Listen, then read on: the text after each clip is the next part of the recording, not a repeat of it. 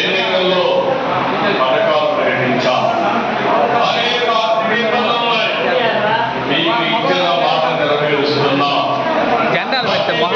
చదివించుకోవాలని తల్లుల ఆకాంక్షను అర్థం చేసుకుని తల్లికి వందనం కింద ఎంతమంది పిల్లలుంటే అంతమంది పిల్లలకు 15 చొప్పున తల్లి అకౌంట్లు ఇస్తున్నామని కూడా నేను మీకు తెలియజేస్తున్నా.